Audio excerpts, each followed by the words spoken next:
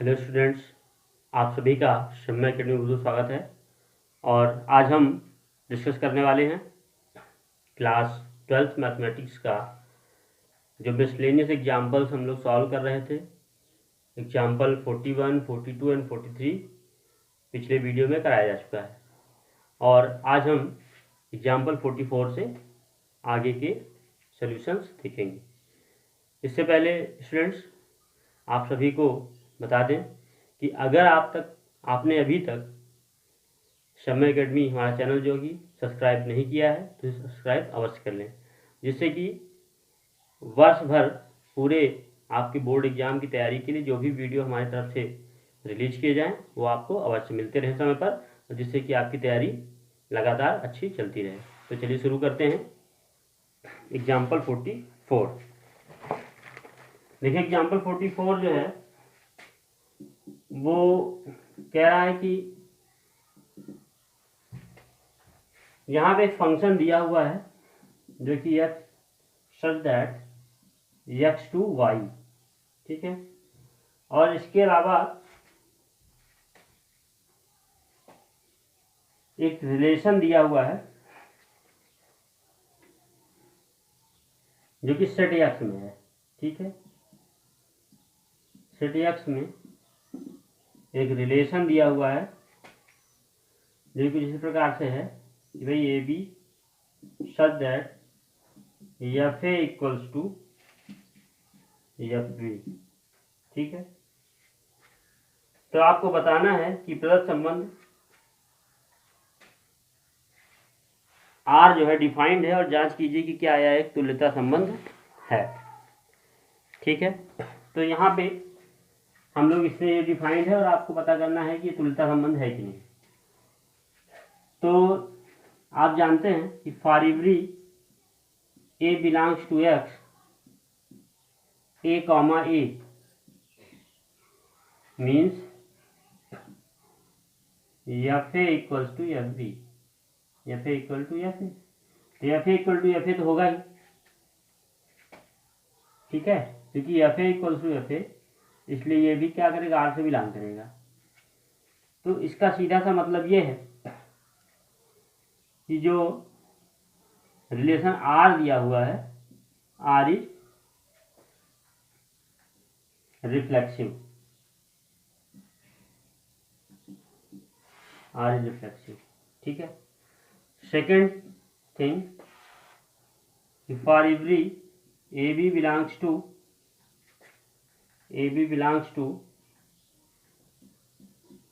Set X. देखिए, अगर हमारे पास a b belongs to R है, इसका मतलब है कि f a equals to f b, और इसी को हम लोग लिख सकते हैं f b equals to f a, और जिसका सीधे से मतलब हो जाएगा कि बी कामा ए भी क्या करेगा, बिलोंग्स टू आर। इसका मतलब क्या है कि आर इज सिमेट्रिक, आर क्या है, सिमेट्रिक यानी कि समतुल्य है, ठीक है। अब तीसरी चीज देख लेते हैं इसमें कि तीन नंबर्स ले लेते हैं, तीन नोटेशंस ले लेते हैं, ठीक है। ले लेते हैं कि ए बी सी तीनों जो है बिलोंग्स टू आर है। तब अगर a b belongs to R है, इसका मतलब है कि f a equals to f b, और अगर b c belongs to R है, इसका मतलब है कि f b equals to f c. और इन दोनों रिलेशन से आपको मिल जाएगा क्या, जब ये इक्वल हैं तो सीधे मिल जाएगा आपको f a equals to f c, और इसका मतलब है कि ए कामा सी भी क्या है, बिलोंग्स टू आर है। और जब ए कामा ये दोनों बिलोंग कर रहे हैं तो ए सी अगर बिलोंग्स टू आर है तो इसका सीधे से मतलब ये हो जाता है कि ये क्या है, आर इज ट्रांजिटिव, ये क्या है, ट्रांजिटिव है। अब ये ट्रांजिटिव भी हो गया, इसका मतलब क्या है कि जो है ये इक्विवेलेंस रिलेशन है, hence R is an equivalence relation.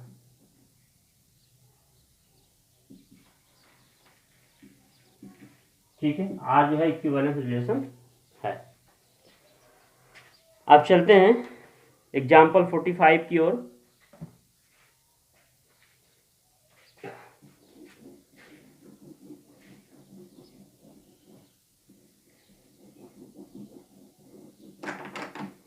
देखिए एग्जाम्पल जो 45 है,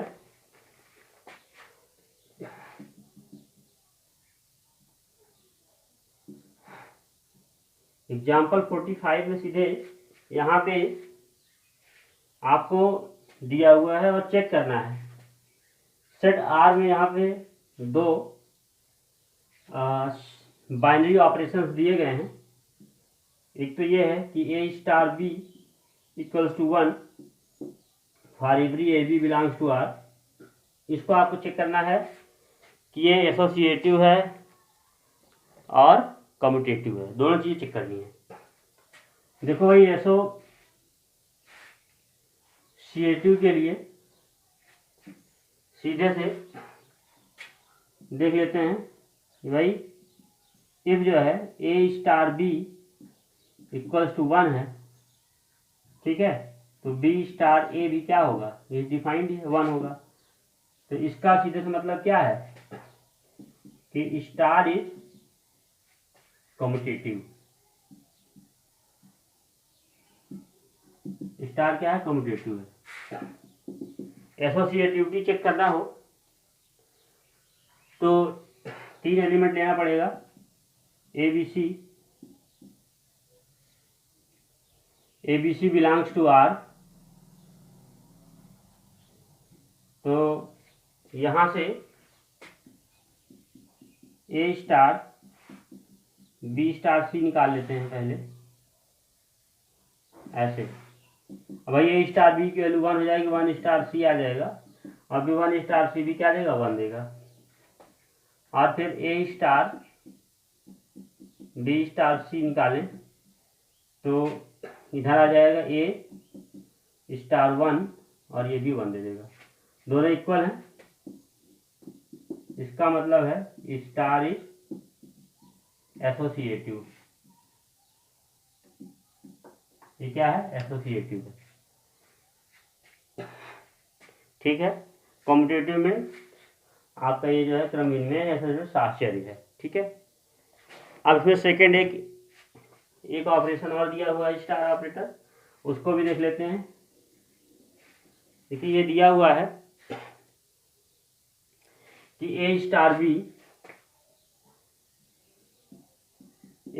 बी जो कि डिफाइंड है a plus b upon 2 for every a b belongs to real number. तो यहाँ पे देखें a star b equals to a plus b है,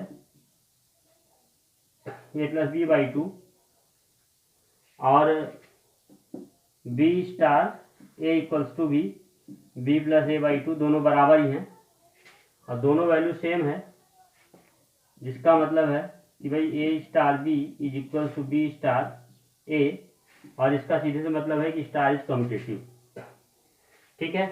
अब सेकंड में 3 वैल्यू ले लेते हैं, उसके हिसाब से देखते हैं। भाई a star b a plus b by 2 star c, और इसकी वैल्यू क्या आ जाएगी, इसको और आगे सिंप्लीफाई किया जाए तो सीधे आ जाएगा a plus b by 2 plus c upon 2, है ना, जो कि दे देगा क्या, a plus b plus 2c upon 4 दे देगा। और इधर से यहाँ पे आ जाएगा b प्लस सी बाई 2, यहाँ से b और c में लगा देंगे, ठीक है। फिर आ जाएगा ये सीधे a plus b plus c by 2 upon 2, और ये दे देगा 2a plus b plus c upon 4। तो ये दोनों कहीं से भी इक्वल नहीं है, तो आप सीधे यहाँ पे देख पाएंगे कि here a star b star c is not equals to a star b star c, और इसका मतलब है कि ये जो है कम्यूटेटिव एसोसिएटिव नहीं है, ठीक है। चलिए क्वेश्चन नंबर 6 की बात कर लेते हैं। क्वेश्चन नंबर 6,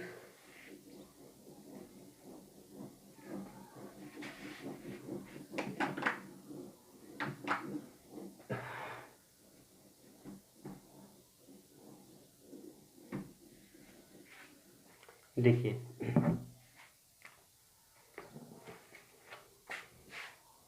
एग्जाम्पल 46 है ना। एग्जाम्पल 46 में देखिए कह रहा है कि यहाँ पे एक सेट हमें दिया हुआ है ए, जिसमें 1 2 3 एलिमेंट्स हैं, ठीक है, से जो है स्वयं से स्वयं तक सभी एकाकी फलनों की संख्या ज्ञात कीजिए। यानी कि यहाँ पे हमें फंक्शन ज्ञात करना है जो कि ए से ए पर है, f such that a to a, और साथ में एफ क्या है, एकाकी है, 1 1 है, एफ इज 1 1। अब देखिए यहाँ से जो फंक्शन अगर हमें निकालने हैं साथ में 1 1 होना चाहिए, तो इनको हम लोग ड्रा करके भी देख सकते हैं। देखिए इधर 1 2 3 है और इधर भी 1 2 3 है, भाई 1 1 होना चाहिए, चलो सीधे सीधे मिला दिया है ना, ये एक फंक्शन मिल गया। दूसरा ले लेते हैं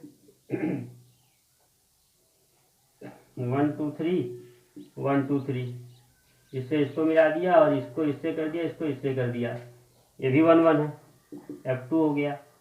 फिर तीसरा 1 2 3 और इधर भी 1 2 3, यहाँ पे क्या करते हैं कि इसको इससे मिला देते हैं और इसको इससे मिला, इसको इससे मिला देते हैं, ये F3 हो गया, ठीक है, अभी भी 1 1 ही है। और F यहाँ पे देख लेते हैं 1 2 3 1 2 3, तो अभी क्या करते हैं कि 2 को 2 से मिला देते हैं और इसको इससे मिला देते हैं, इसको इससे मिला देते हैं, ठीक है, ये क्या मिल गया आपको, F4 मिल गया। और देख लेते हैं क्या कुछ पॉसिबिलिटी है, F5 1 2 3 1 2 3, ठीक है। अभी क्या है कि आप जो है 1 को किससे मिला देते हैं, 3 से, 1 को मिला देते हैं 3 से, 1 को मिला दिया 3 से, तो 1 को 3 से मिला दिया, तो 1 को 3 यहाँ से मिलाया था, पर अभी क्या करते हैं ना कि 3 को 2 से मिला देते हैं और 2 को 1 से मिला देते हैं, ठीक है।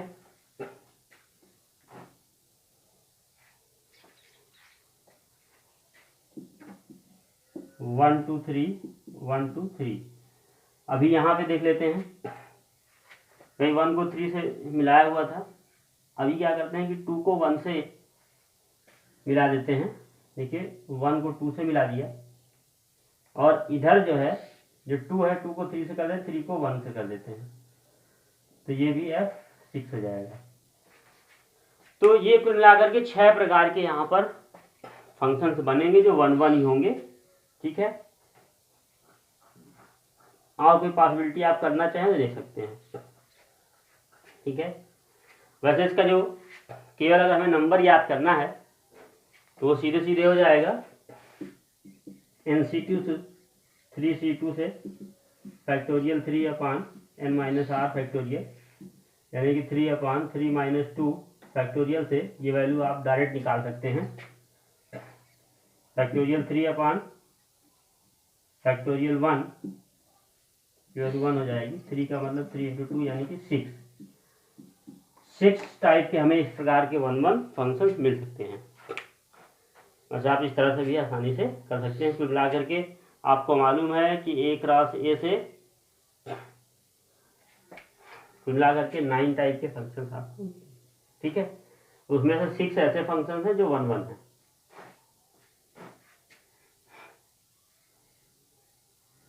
ठीक है, 1 1 भी होंगे, आच्छादी भी होंगे। तो ये हो जाएगा क्वेश्चन नंबर आपका 46। अभी क्वेश्चन नंबर 47 देख लेते हैं। अब इसके बाद देखिए ये भी फार्मूला आप याद रखें, इससे भी आप आसानी से क्वेश्चन कर सकते हैं अगर ऐसी सिचुएशन दी हुई हो। देखिए इस तरह क्वेश्चन आपको बहुविकल्पी में भी पूछा जा सकता है, ठीक है। चलिए एग्जाम्पल 47 देख लेते हैं। देखिए एग्जाम्पल 47 जो कह रहा है इसमें भी सेट दिया हुआ है, सेट ए दिया हुआ है 1 2 3 1 2 3 दिए हुए, ठीक है। और इसमें कह रहा है कि तब सिद्ध कीजिए कि ऐसे संबंधों की संख्या 4 है जिनमें 1 और 2 यानी 1, 2 और 2, 1 देखिए ऐसे संबंधों की संख्या बतानी है जिसमें कि 1, 2 भी उपस्थित हो और 2, 3 हैं और जो स्वतुल्य हैं, संक्रामक चिन्ह सम्मित नहीं है। तो सबसे पहले जो है स्वतुल्य भी हो और संक्रामक भी हो पर सम्मित ना हो। तो एक संबंध लिख लेते हैं R1। भाई स्वतुल्य के लिए हमें क्या चाहिए, 1, 1, 2, 2 और 2, 3, 3 इसी से बनाना है। तो अभी तो ये स्वतुल्य है पर सम्मित नहीं होना चाहिए और साथ में ये दोनों भी इसमें उपस्थित हो। तो 1, 2 रख लें और भाई सम्मित नहीं होना चाहिए तो 2, 1 नहीं रखेंगे और 2, 3 रख ले रहे हैं। अब देख लेते हैं क्या ये स्वतुल्य तो है पर क्या ये सम्मित भी है। तो 1 है, 1 पे समाप्त हो रहा है, 1 पे शुरू हो रहा है और 1, 2 है ना। भाई ए बी बी सी मिले तो ए सी भी मिलना चाहिए। तो ए बी बी सी फिर ए और सी भी यहाँ पर उपस्थित, यही एलिमेंट हो जाएगा। 2, 2 है, 2, 3 फिर 2, 3 हो गया और 3, 3 यहाँ पे है ही। तो ये ऐसा एलिमेंट पहला जो कि क्या है, सम्मित है। सम्मित है, सम्मित नहीं होना चाहिए, स्वतुल्य है और संक्रामक है। ठीक है। अब एक दूसरा और की कल्पना कर लेते हैं भाई कि 1, 1 है, 2, 2 है, 3, 3 है, 1, 2, 2, 3। अब इसमें जो है 2, 1 भी सम्मिलित कर ले रहे हैं और देखते हैं कि क्या ये सम्मित है। अरे सिमेट्रिक और सिमेट्रिक कह रहे हैं, स्वतुल्य और संक्रामक ही बना हुआ है कि नहीं। तो यहां तक तो था ही, बस ये जुड़ा हुआ है। तो भाई 1, 2 है तो 2, 1 है, तो 2, 1 के बाद 1, 1 होना चाहिए। तो सम्मित अभी भी ये बना हुआ है। ठीक है। या यहां से देख लेते हैं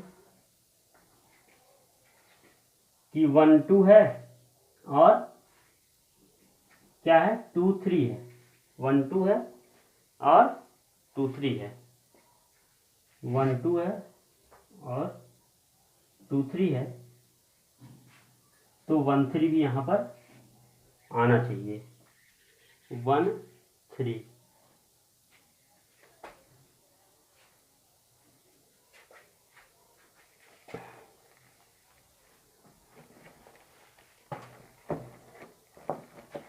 यस। थोड़ा सा यहाँ पे मिस्टेक ये था, फिर यहाँ पर जो है 1, 3 भी होना चाहिए, तब तो ये उन चीजों को सम्मिलित करेगा। ठीक है। तो यहाँ पर भी 1, 3 भी है। तो यहाँ पर भी अभी जो है ये क्या है आपका, जो है कहते हैं कि 1, 2 और 2, 3 है। तो 1, 3 भी, इनका ये एलिमेंट भी यहाँ पर उपस्थित है। तो मिला करके ये अभी भी या 2, 1 है तो 1, 3 है तो 2, 3 भी यहाँ पर है।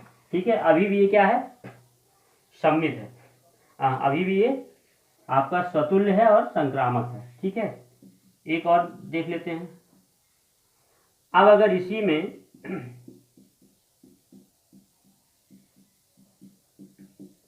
और कुछ ऐड करके देखते हैं।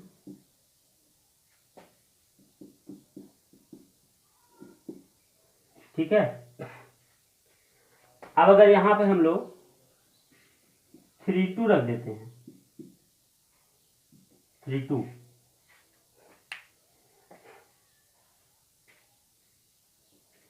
देखिए यहाँ पे एक चीज और हमें देखना चाहिए कि ये कहीं सम्मित तो नहीं हो रहा है। तो यहाँ पे देखिए 2, 3 है पर 3, 2 नहीं। ठीक है। तो अभी तक ये सम्मित नहीं है। अब यहाँ पे देख लो 1, 1 है, ये सब तो है ही, 1, 2 तो 1, 3 भी है।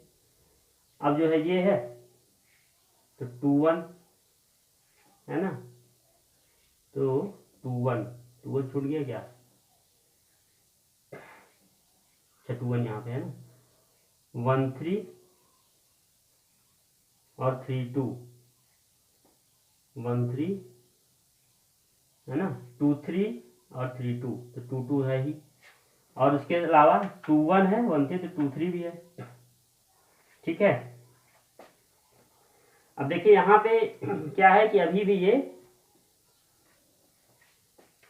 1 3 है तो 3 2 है, पर अच्छा 2 3 है और 3 2 है, पर यहाँ पे 1 3 है पर 3 1 नहीं है। तो अभी भी ये क्या है, अभी भी ये सममित नहीं है। ठीक है, लेकिन स्वतुल्य भी है और संक्रामक भी है। और देख लेते हैं इसके अलावा और इसमें क्या कुछ ऐड किया जा सकता है।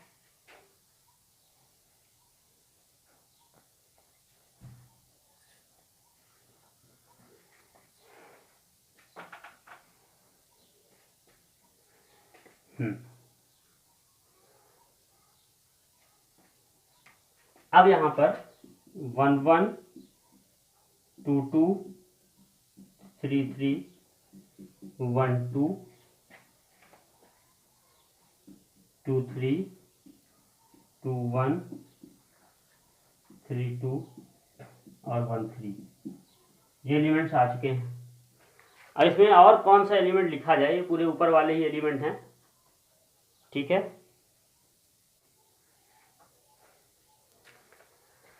अब देखिए जैसे ही हम लोग R4 लेने की कोशिश करते हैं, देखिए यहाँ पे 2 3 है, अगर यहाँ पे हम लोग जैसे ही 3 2 भी ऐड अगर कर देते हैं तो यहाँ पे आप देखें 3 2 तो है ही, ये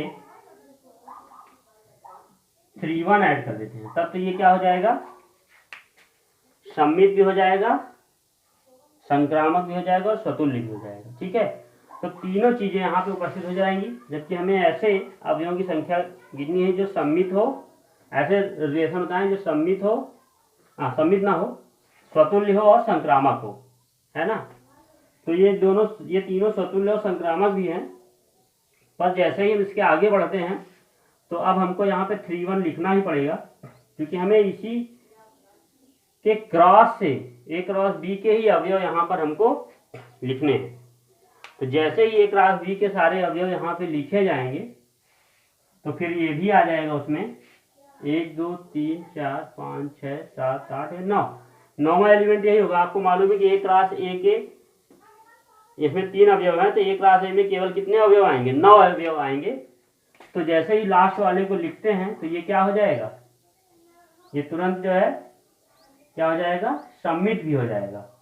तो हमें सम्मित चाहिए नहीं, तो इसलिए इस प्रकार के केवल हमारे पास कितने रिलेशन बनेंगे, 3 रिलेशन, केवल हमको यहाँ पर 3 रिलेशन ही मिलेंगे। ठीक है, ऐसे रिलेशन जो कि सम्मित भी हो, अरे सम्मित नहीं, स्वतुल्य और संक्रामक हो।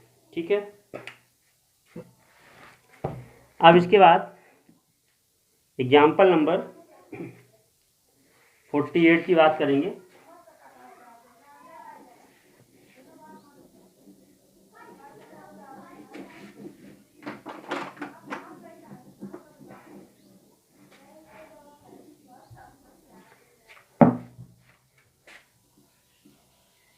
देखिए एग्जाम्पल जो 48 है, यहाँ पे कह रहा है कि प्रूव दैट सेट 1 2 3, सेट यहाँ पे 1 2 3 दिया हुआ है, उसमें से 1 2 और 2 1 को अंतर्विष्ट करने वाले तुल्यता संबंधों की संख्या 2 है। तो यहाँ पर भी एक सेट A दिया हुआ है जिसमें जो है 1 2 3 है। ठीक है, अब ऐसा बताना है कि 1 2 और 2 1 को अंतर्विष्ट करने वाले तुल्यता संबंधों की संख्या 2 है। ठीक है, 1 2 और 2 1। ठीक, तो यहाँ पर 1 2 और 2 1 को सम्मिलित किया जाए और क्या हो, इक्विवेलेंस रिलेशन हो। ठीक, तो देख लेते हैं भाई, इक्विवेलेंस रिलेशन होना चाहिए।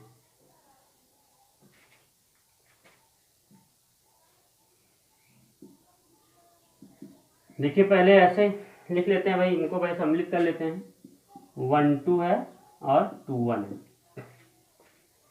तब इसके अलावा बहुत होगा तो इसमें 1 2 और 2 1 है, तो 1 1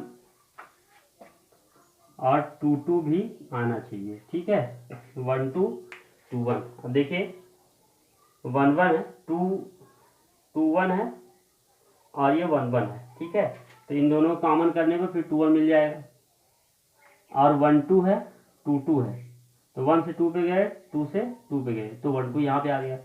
तो ये एक ऐसा रिलेशन है जो कि आपका क्या है, पहली बात तो स्वतुल्य है, सममित है और संक्रामक भी है। 1 2 2 1 तो 1 1 भी है, 2 1 1 2 2 1 1 1। ठीक है, तो 2 1 भी है। ठीक है, इसी प्रकार से 1 2 2 2 तो 1 2 भी है। ठीक है, और 1 1 ले रहे हैं तो ये सब तो आपको मिल ही रहे हैं, 1 1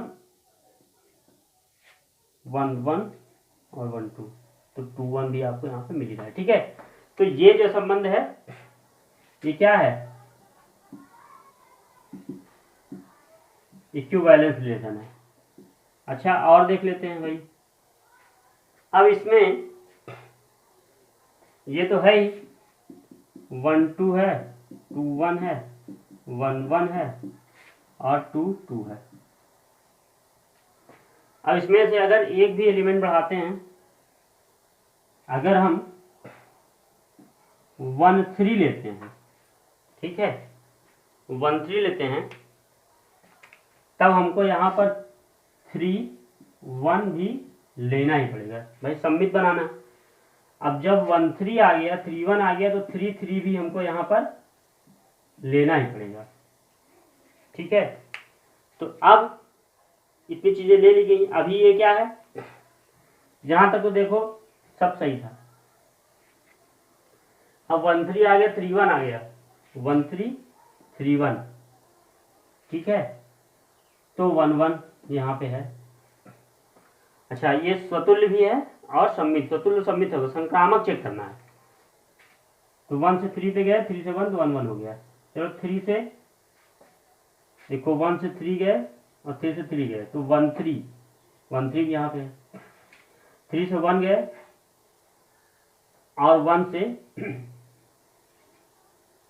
1 गए। ठीक है, 3 से 3 गए और फिर 1 से 1 गए, तो बचा क्या, 3 1 3 1 यहाँ पे है। अब माने 3 से 1 गए और 1 से 2 गए। ठीक है, 3 से 1 गए और 1 से 2 गए, तो बचेगा क्या भाई, 3 से आप 1 पे चले गए और 1 से 2 पे गए, तो इस प्रकार से आपका 3 2 भी यहाँ पर होना चाहिए। ठीक है, अब 3 2 होना चाहिए, तो फिर 2 3 भी होना चाहिए, नहीं तो फिर सिमेट्रिक नहीं होगा। ठीक है, 1 2 3 4 5 6 7 8 9 पूरे के पूरे अवयव जो है यहाँ पर मिल चुके हैं। ठीक है, तो केवल, और अब चूंकि पूरे अवयव को सम्मिलित कर लिया गया है, ऐसा संबंध आपका सार्वत्रिक संबंध है, और इससे बड़ा संबंध हमें प्राप्त नहीं हो सकता है, और ये सबसे छोटा संबंध है जो कि इक्विवेलेंस है। ठीक है, तो हमें ऐसे संबंध दो, इस दिए हुए सेट से हम 2 ही ऐसे संबंध लिख पाएंगे जो इक्विवेलेंस रिलेशन बनाते हों। ये चीज आपसे पूछा गया था, तो इस तरह से ये चीजें हो गई। ठीक है, 2 ही इक्विवेलेंस रिलेशन आप यहाँ पर लिख पाएंगे। ठीक है, चलिए हम लोग 49 देख लेते हैं, example 49।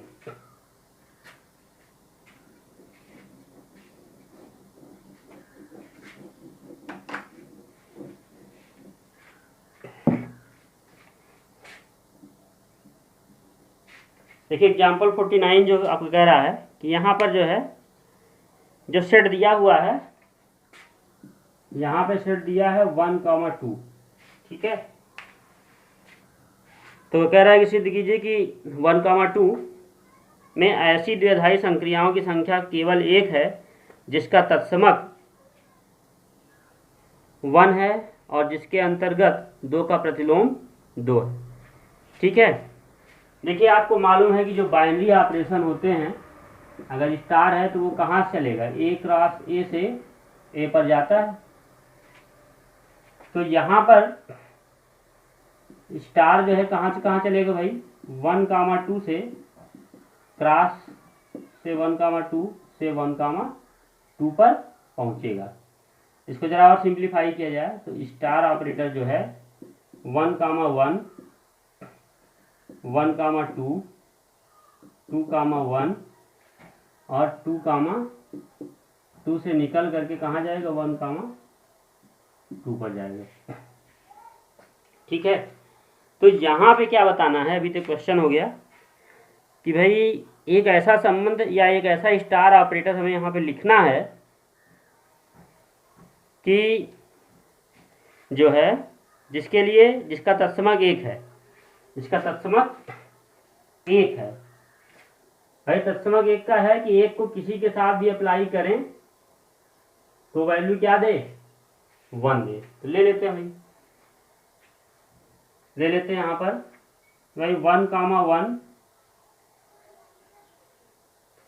Star 1,1 equals to 1 star 1,2 equals to 1 और स्टार 2,1 इक्वल्स टू 1।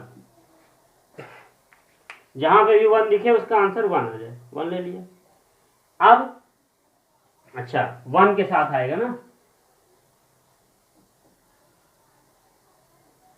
हाँ देखिए क्या होगा कि 1 के साथ ऑपरेट होगा तो वो जो जिसके साथ ऑपरेट हो रहा है वो वैल्यू आंसर में आएगी, थोड़ा मिस्टेक हो रहा था। ठीक है, अब इसके बाद अब चूंकि 1 जो है आइडेंटिटी एलिमेंट है इसलिए 2 स्टार 2 की वैल्यू भी क्या आनी चाहिए, 1 होनी चाहिए। तभी क्योंकि कहा गया है कि 2 का भाई इनवर्स ऑफ 2 इक्वल्स टू क्या, 2, यानी 2 स्वयं का इनवर्स है। तो जैसे भी भाई सम के लिए जो -2 है वो उसका इनवर्स होता है, योगात्मक प्रतिलोम होता है, एडिटिव इनवर्स होता है। तो यहाँ पे क्या मिलता है, 0 मिलता है जो आइडेंटिटी एलिमेंट है किसके लिए, सम के लिए। तो यहाँ पर भी हमें क्या मिलती है, 1 मिलती है। तो इस तरह से स्टार जो है क्या होगा, डिफाइंड होगा, तब जा करके हमें क्या मिल पाएगा, ये 2 का इनवर्स मिल पाएगा। तो यहाँ पर स्टार 1 जो है और इस तरह की संक्रिया यहाँ पर एक ही मिल पाएगी जो कि पूरे नियमों को फॉलो करेगी। ठीक है,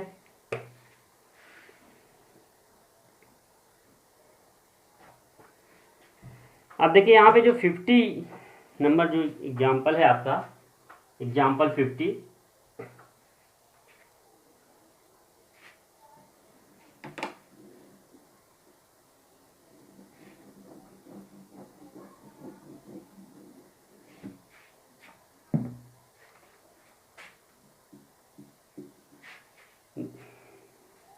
देखिए 50 में सीधे सीधे बोल रहा है कि यहाँ पर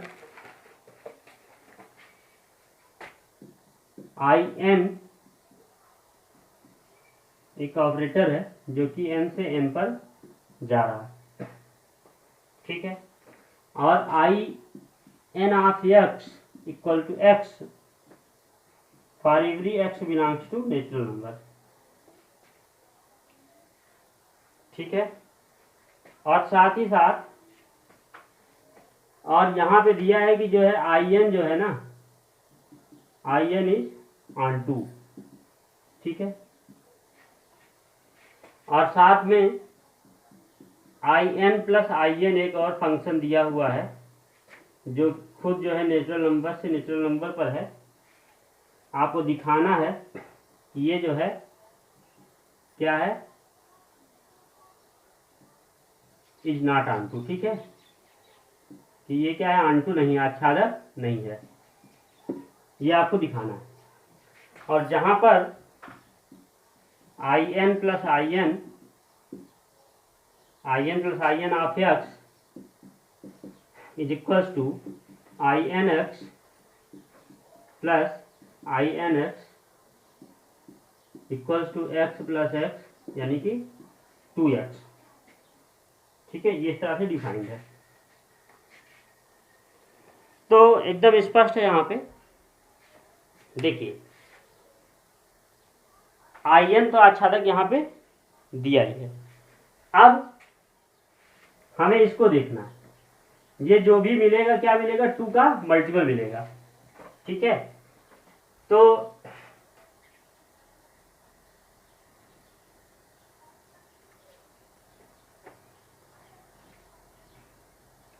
देखिए यहाँ पे नेचुरल नंबर्स हैं। ठीक है, n यहाँ पे भी है और n यहाँ पे भी है, और जब फंक्शन यहाँ पे लगा हुआ है वो in प्लस in लगा हुआ है, तो 1 की वैल्यू कहाँ पे जाएगी, 1 की वैल्यू चली जाएगी सीधे 2 पर। 2 किधर जाएगा, 4 जाएगा। 3 किस पे जाएगा, 6 पे जाएगा। तो यहाँ पे जो 1 रह गया, 3 रह गया, 5 रह गया, वो तो खाली रह गया ना। तो कह सकते हैं there is no any x belongs to natural number. ठीक है, for which in plus in of x is equals to 3, because in of x plus in of x is equal to 3 and x plus x equals to 3, तो 2x equal to 3 है ना। तो x equal to क्या आ जाएगा, 3/2। Then x is not belongs to natural number. अगर x 3 लेंगे तो जो हमें वैल्यू यहाँ पे x रखनी पड़ेगी इधर, वो नेचुरल नंबर से बिलोंग नहीं कर, जबकि हमारे पास नेचुरल नंबर ही दिया हुआ है रखने के लिए। इसलिए स्पष्ट रूप से हम कह पाएंगे कि in प्लस in जो फंक्शन है वो क्या है, आच्छादक नहीं है। Hence in plus in is not onto. ठीक है, ये चीज यहाँ पर होगा। अब इसके बाद बात कर लेते हैं एग्जाम्पल नंबर 51 की।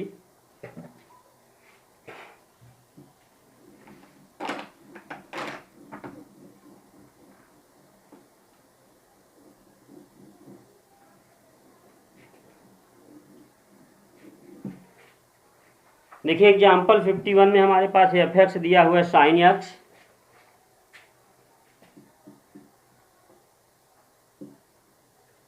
यहाँ पे f(x) equals to sign x दिया हुआ है, और यहाँ पे f फंक्शन है 0 to π/2 से रियल नंबर पे। ठीक है, और यहाँ पे एक फंक्शन और है gx is equal to cos x, जो कि कहाँ से कहाँ पे है भाई, ये भी उसी तरह से 0 to π/2 से रियल नंबर पर डिफाइंड है। ठीक है, तो विचार कीजिए, जहाँ f तथा g एक एक ही है, परंतु f तथा g एक एक ही नहीं है। ठीक है, यहाँ पे f और g क्या है, 1 1 है, पर f प्लस g जो है 1 1 नहीं है। तो ले लेते हैं यहाँ पे भाई फॉर एवरी। देखिए यहाँ पे क्या करते हैं ना, कि जब भी आप यहाँ से आपको मालूम है कि जो for every x1 x2 belongs to 0 to π/2। ठीक है, f(x1) इक्वल्स टू f(x2), यानी कि sign x1 equal to sign x2, और सीधे सीधे इसका मतलब है x1 इक्वल्स टू x2। इसी प्रकार से इसका मतलब है हेंस f इज 1 1, क्योंकि साइन के देखो वैल्यू इनकी सेम होगी। ठीक है,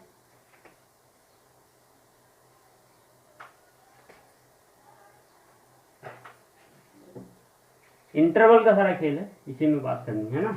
और इसके बाद for every x1 x2 belongs to 0 to π/2,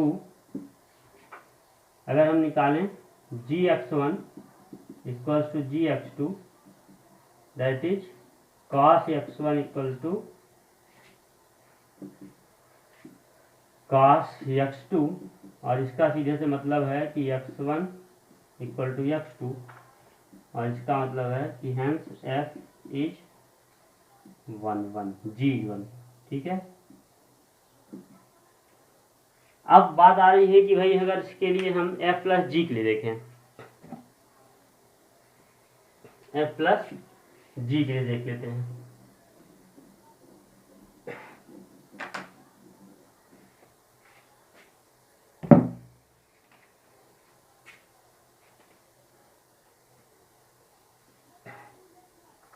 देखिए यहाँ पे करते क्या है कि f प्लस जी ऑफ 0 निकाल लेते हैं, यानी कि f0 plus f0 plus g0। f0 का मतलब है साइन 0, g0 का मतलब है cos 0। साइन 0 0, cos 0 1, वैल्यू क्या आ गई 1। ठीक है। अब निकाल लेते हैं g प्लस f प्लस जी π/2 के लिए निकाल लेते हैं, यानी कि f π/2 प्लस g π/2, इसका मतलब है साइन π/2 प्लस cos π/2। अब इसकी वैल्यू क्या आ जाएगी भाई, साइन π/2 की वैल्यू 1 और इसकी 0, ये भी 1। तो देख रहे हैं अलग अलग वैल्यू पर भी इनके फंक्शंस की वैल्यू क्या आ रही है, सेम आ रही है ना। तो आपने यहाँ पे देखा कि here f plus g of 0 is equals to f plus g of π/2, पर यहाँ पे 0 is not equal to π/2, hence f is not 1 f क्या है 1 f इज नॉट 1 f 1 नहीं है। ठीक है। तो ये बात यहाँ पर से निकल के आई। तो इस तरह से जो आपके पहले चैप्टर के सारे एग्जाम्पल्स थे वो हो चुके हैं, है ना। मिसलेनियस एग्जाम्पल्स जो थे 41 से लेके 51 तक के क्वेश्चन आपको करा दिए गए हैं। इसके अलावा अब हम लोग नेक्स्ट वीडियो में बात करेंगे एक जो आपके चैप्टर 1 पे बेस्ड मिसलेनियस एक्सरसाइज दी हुई है, जिसमें कि 19 क्वेश्चंस हैं। इनके सॉल्यूशन के बारे में हम लोग नेक्स्ट वीडियो में बात करेंगे। और तब तक के लिए बहुत बहुत धन्यवाद। मिलते हैं नेक्स्ट वीडियो में।